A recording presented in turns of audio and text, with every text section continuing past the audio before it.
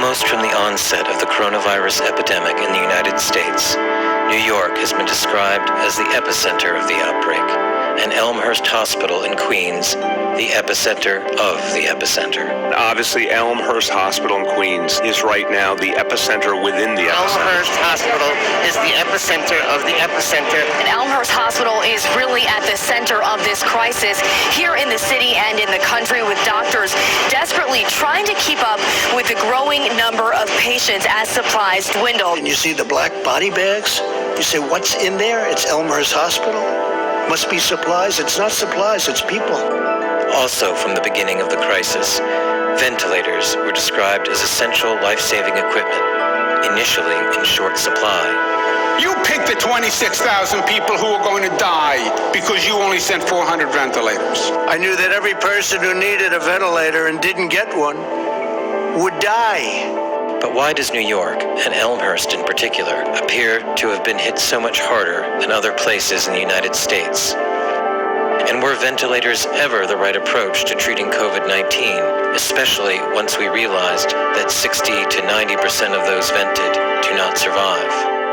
The experience and observations of nurse Erin Olszewski seem to offer some answers to these pressing questions, while simultaneously providing frontline information about a number of other hot-button topics, including the disproportionate number of COVID deaths among Americans of color, the distortions surrounding do not resuscitate orders, the disregard for personal protective equipment standards, and the clustering of COVID positive with COVID negative patients, which she witnessed again and again, and the tremendous amount of nosocomial or hospital-acquired infections that resulted.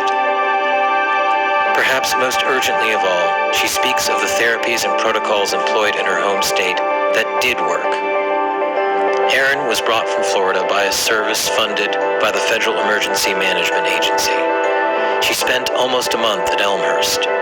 What she saw there compelled her to become a reporter and whistleblower alongside her already extensive nursing duties.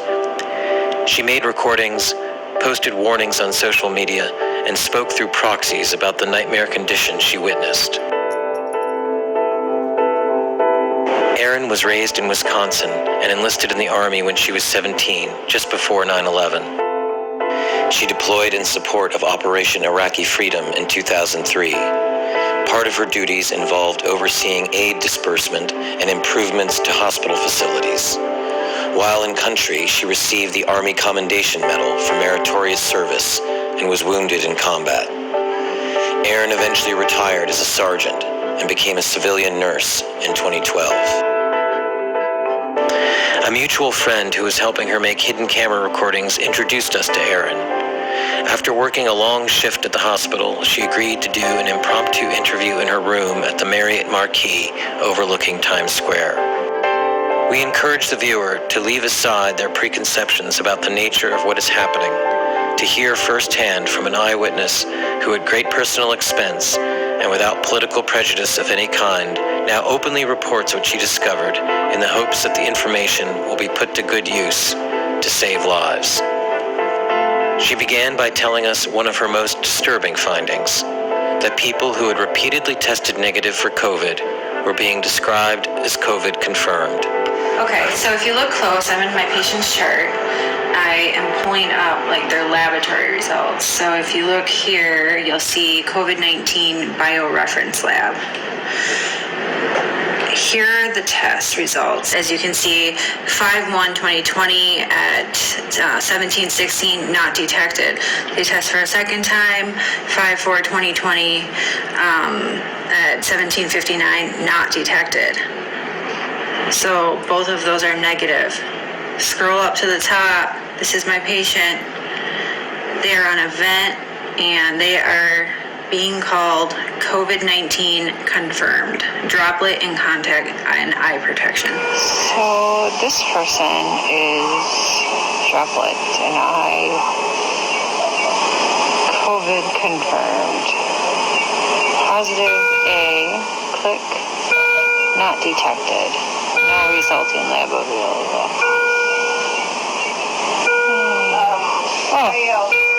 pretty good. While Erin was using her hidden camera to document another chart showing a patient with negative test results who nonetheless was labeled COVID confirmed, another travel nurse entered the room. They began to discuss what Erin was seeing. If it says bioreference, that's here. It's done here. So not detected here, but so presumptive. Now, they're all... But they are detected. They're saying it's positive. Not detected. But it's not detected. Say. What does that mean? You said that they were vented immediately upon being brought in, is that? Yeah, so the thing is they're coming in with difficulty breathing, and a lot of these patients are really coming in with anxiety because they're scared. And when I was back home, I was working in the ED out in the tents, and most people that were coming through with like symptoms of just, anxiety, or, they're worried and they're breathing fast, and then they get all nervous. So this is how the people are like coming in. Now, I'm not saying that some of them, don't have COVID. Like there are people that come in and they really do need help. Not to the extent of the event, but they need help. But these other people, like this person who wasn't COVID multiple times, and a lot of them are on either Medicaid or Medicare. They're poor. They're from, a lower class. We're at a public hospital. They need the funding. So they take them, and they tell them pretty much that if they don't get on an event, then they're probably not going to survive. But the reality is, if they get on that event, the likelihood of them walking out the hospital is slim to none. And can I ask you, what PEEP are they on, and is that being mandated or specified what the pressure is on the vent? Here's the thing with this. So you don't have actual doctors that know critical care, ICU doctors on these floors. There's a dentist, and there are residents with these.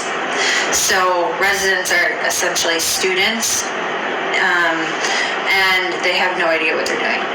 Like I had to police a resident because he wrote an order for me to run Versed, which is a medicine that you have to be very careful with because it can kill someone at like quadruple the speed of what you should be running it at the dose.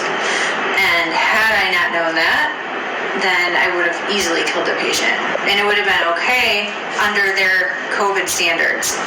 So everything is kind of a wash. Nobody's held accountable for anything. And these people who are at events are essentially being these residents are like practicing their skills on them. So they're practicing central lines, they're practicing like invasive procedures that are really unnecessary. What is the percentage of Black, Latino, white? What's the racial composition? Hispanic and Black for the majority. And what's the age range? Asian. And Asian. And what's the age range? 20-year-olds all the way up to 70, 80-year-olds. Very few 80-year-olds, but the majority of people, I would say, are in their 40s or 50s. Wow. And what percentage of the people that are in there would you say actually have tested positive for COVID? Half. Probably half. But everyone is being treated as though... The entire hospital is COVID. So half the hospital is not COVID, but they're on COVID floors. So let me just ask you about nosocomial infection. So you're saying they're putting non-COVID or COVID rule out with definite COVID patients? Yes. So I was only wondering because I was looking at all the patient rooms, and this patient is in with a non-COVID. I don't understand why they're doing that. I know. There's 4 patients in a row here on COVID. And this is supposed to be the COVID. Yeah. Because 7th floor, they've shut it down. That's right. I'm confused. And then they're going to have non-COVIDs there. Yeah. This is going to be the only COVID. So they shouldn't put any non-COVIDs here. Well, that's what they've been doing. They're banking on the fact that they'll get it. Because they're already immunocompromised. So and they'll put them in the same room. So there's double rooms. So you have a COVID with a non-COVID. They don't even care. We have enough rooms where they can be separated now because it's not as busy as it was, 4 weeks ago. But they don't care. They're just putting them together. I have that right now happening. Like the guy over in... I had 226 that were 2 negatives. And they end up positive. Like the guy over in 29, I had him upstairs because I was on CCU before it. Yeah. And he came in with a stroke. I know, that's what 26-1 was, a stroke. And Nothing no to do with COVID. Nothing to And do now he's got COVID and he's on a vent. Well, because we gave it to him here.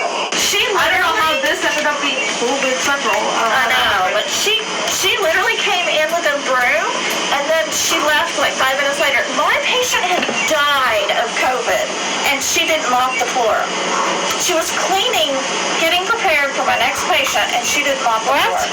I was like, that is the That's a standard.